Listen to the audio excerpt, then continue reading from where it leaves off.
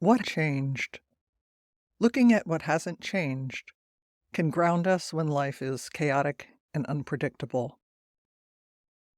In my weekly writing classes, a prompt I give repeatedly, especially in times of immense disruption and change, or whenever fear and anxiety are running high, is a simple question: what hasn't changed?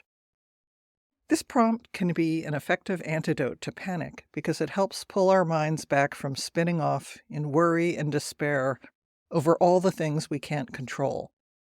Instead, it helps us focus on small things we can control, like cooking the same pot of oatmeal every morning, and also on large things, grander and more long-lasting than the chaos swirling around us. Things like the ocean, a mountaintop, the redwood forest. I often turn to this prompt myself, and usually feel better when I do. Here's a version I wrote. What hasn't changed? The waves, foamy, crashing, sliding, breaking, cresting, falling, rising, surfing. My excitement at the first rain of the season. Lying in bed at first light, before first light, hearing the soft sounds of water on earth. Immediately thinking about my tall, flowered rubber rain boots that have been sitting on the back porch for months gathering cobwebs. Where's my rain hat? My raincoat? Half an hour later, after wiping out the cobwebs with a paper towel, putting on my dog treat belt and grabbing a leash, I'm tromping through giant puddles in the rain with Luna behind the Simpkins Swim Center, delighted by the water dripping down on me through the trees. My favorite local walk hasn't changed. What hasn't changed? My students lighting up my Zoom screen. The broken toilet that requires us to pour in half a bucket of water that comes from the sink that won't stop dripping. It's a perfect symbiotic relationship between the dripping sink and the toilet tank that won't fill. We've been waiting for a plumber for more than a week. That hasn't changed. Luna grabbing random socks left unprotected by unsuspecting guests who don't realize that in our house, socks and napkins must be safeguarded, and vigilance is necessary. What hasn't changed? How much I love sipping carrot juice in a hot, steamy bathtub late at night. The way I keep my laptop on my bed while I sleep. Incorrigible. The way I like my tea in the morning and the satisfaction of that first perfect sip. What hasn't changed? My friends. Preparing to visit my brother, who I have happily made peace with.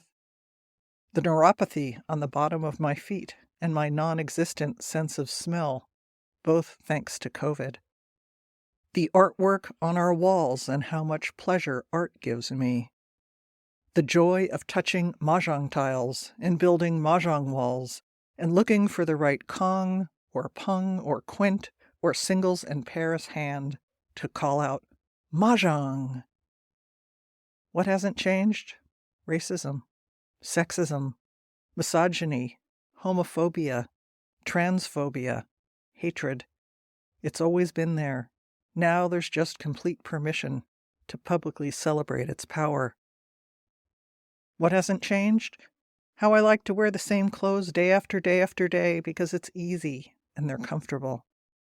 How much I love looking at the bracelets on my wrists from my travels because they remind me of places far away. They remind me of the blessing ceremony in Bali, my hike on the Camino de Santiago, and the 10-day visit I had with my daughter in Egypt. What hasn't changed? My parents are still dead. My children still live thousands of miles away. I am still getting older.